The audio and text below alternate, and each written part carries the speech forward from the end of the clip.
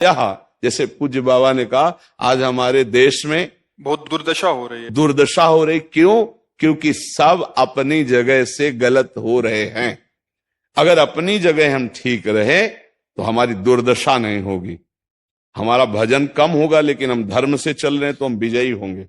हम भगवान को प्रसन्न कर सकते हैं, क्योंकि हमें जो कार्य मिला है वो भगवान का ही कार्य, सृष्टि भगवान का कार्य।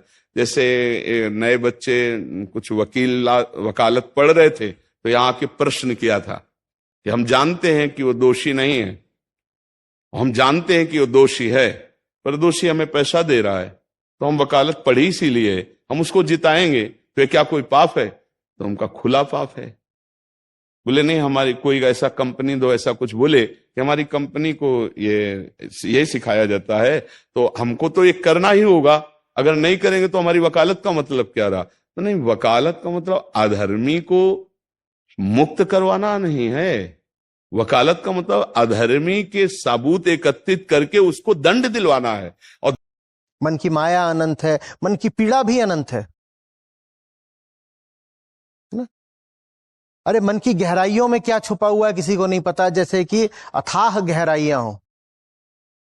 तो मन जब इतना लंबा चौड़ा और ऐसा अद्भुत उसका चरित्र, तो सारा ध्यान मन ही खींच ले जाता है। मन के केंद्र में जो बैठा है उस पर ध्यान नहीं जाता है।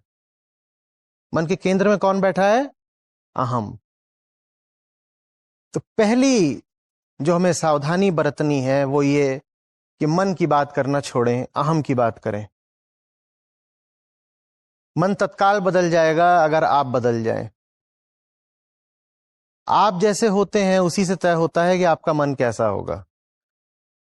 मन को लेकर के आपके पास कोई सीधा अधिकार या नियंत्रण नहीं हो सकता।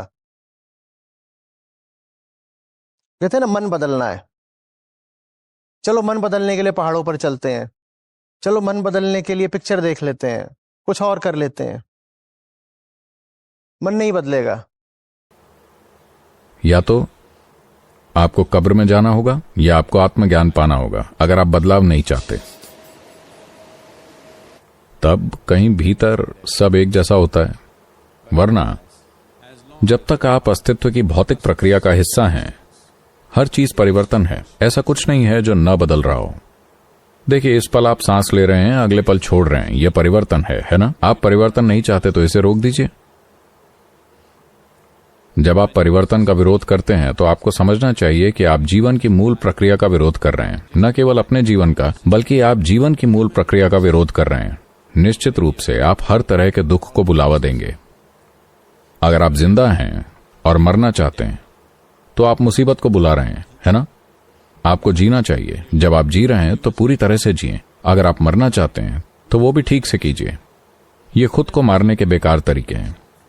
सच में दुख और उदासी खुद को मारने के बेकार तरीके हैं, है कि नहीं? एक क्षण को वो रुका, जैसे भीतर से कोई जोर का धक्का आया हो और सब बह गया, बाढ़ आ गई और सब बह गया। और उसने कह के रह गए कपड़े की बात, तो मैंने कसम खा ली है कि कपड़े की बात ही नहीं करनी।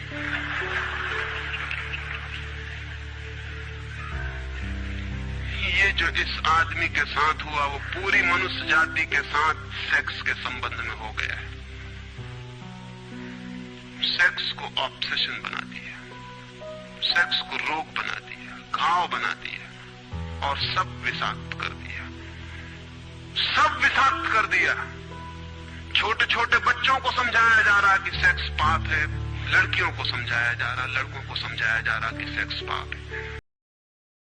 मन तत्काल बदल जाएगा अगर आप बदल जाएं। आप जैसे होते हैं उसी से तय होता है कि आपका मन कैसा होगा। मन को लेकर के आपके पास कोई सीधा अधिकार या नियंत्रण नहीं हो सकता। कहते हैं ना, मन बदलना है। चलो मन बदलने के लिए पहाड़ों पर चलते हैं, चलो मन बदलने के लिए पिक्चर देख लेते हैं, कुछ और कर लेते हैं। मन नहीं बदलेगा। हाँ, इतना हो जाएगा कि एक चादर के ऊपर आप दूसरी चादर डाल दें, पिछला रंग दिखना बंद हो जाएगा, पिछले दाग धब्बे दिखने बंद हो जाएंगे, पर वो कहीं चला नहीं गया। जो पिछली परत थी, तह थी, वो कहीं चली नहीं गई है, उसके ऊपर आपने कुछ डाल दिया है।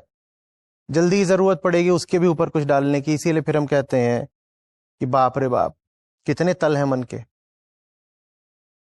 मन से उलझे रह जाना बहुत आसान है। मैं आपको मरने के 10 अलग अलग तरीके बता सकता हूं। वैसे भी हुसैन सागर तो है ही, क्या अभी उसमें पानी है?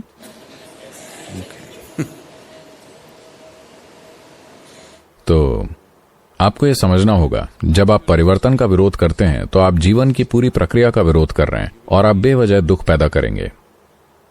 तो जब आप परिवर्तन का विरोध करते हैं तो डिप्रेशन एक स्वाभाविक प्रक्रिया है।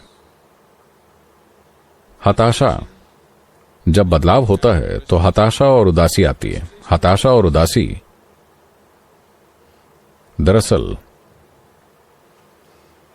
एक दिन शैतान ने रिटायर होने का फैसला किया। क्योंकि वो रिटायर हो रहा था तो उसने अपने काम के सारे हथियारों को बेचने का फैसला किया। तो उसने डिस्काउंट में बेचना शुरू किया। भाई का अगर कत्ल किए हो, मुझे पता हो कि ये दोषी है, तो क्या हम पैसे से उसको मुक्त करने देंगे? लगेगा कि जान की बाजी लगा देंगे और तुम्हें हम ऐसे ही एक गरीब आदमी की किसी ने हत्या की है तो आपका पक्ष बनता है। पर यह ज्ञान कहां मिलेगा? बिना अध्यात्म के ये ज्ञान तो मिलेगा नहीं। ज्ञान तो इस बात का मिला कि कैसे पैसा कमाया जाए। अच्छा, वो पैसा यदि अधर्म से आया है तो आपकी दुर्दशा कर देगा, आपकी बुद्धि भ्रष्ट कर देगा। तो जो बाबा कह रहे हैं कि आज हमारे समाज की बड़ी दुर्दशा हो रही, उसका कारण यही है कि हमें अध्यात्म का ज्ञान नहीं, हमें धर्म का ज्ञान नहीं, और बड़ी बड़ी गलतियां हो जाती है। बिल्कुल पता है आदमी निर्दोष है और हम धन के प्रभाव से उसको दंड दे देते हैं। वो दंडा भगवान जब आपको पलट कर देंगे तो आप सह नहीं पाओगे, उसका परिणाम बहुत बुरा होता है। तो ये हो सकता है, लेकिन इसको समाप्त ही कर दिया जाए, तोड़ ही दिया जाए, विषाक्त कर दिया जाए तो फैलेगा क्या, बढ़ेगा क्या? रामानुज एक गांव में ठहरे थे और एक आदमी ने आके कहा कि मुझे परमात्मा को पाना है। तो उन्होंने कहा कि तूने कभी किसी को प्रेम किया है? उस आदमी ने कहा, इस झंझट में मैं कभी पड़ा ही नहीं, प्रेम वगैरह की झंझट में नहीं की, मुझे तो परमात्मा को खोजना है। रामानुज ने कहा, तूने कभी झंझट ही नहीं की प्रेम की? उसने कहा, मैं बिल्कुल सच कहता हूं आपसे। और बेचारा ठीक ही कह रहा था, क्योंकि धर्म की दुनिया में प्रेम एक डिस्क्वालिफिकेशन, एक अयोग्यता है। तो उसने सोचा कि अगर मैं कहूं किसी को प्रेम किया तो वो कहेंगे भी प्रेम प्रेम छोड़, ये राजमार्ग छोड़, अभी इधर पहले इन सबको छोड़ के आ, तब इधर आना। तो उस बेचारे ने किया भी हो तो वो कहता गया कि मैंने नहीं किया, नहीं किया। ऐसा कौन आदमी होगा जिसने थोड़ा बहुत प्रेम नहीं किया हो? संतों से लेकर के गीता तक और अष्टावक्र से लेकर नागार्जुन तक सब आपको लगातार यही पढ़ा रहे हैं कि अहम एक बड़ी अद्भुत इकाई होता है जो मात्र अपनी नजरों में होता है, अन्यथा पारमार्थिक तल पर वास्तविक अर्थ में उसका कोई अस्तित्व नहीं है। पर वो अद्भुत इसलिए है क्योंकि अपनी दृष्टि में तो वो है। इसीलिए हम कहते हैं कि अहम यदि है भी तो बस व्यवहारिक तल पर है। व्यवहार की भाषा में हम मैं आदि कह देते हैं।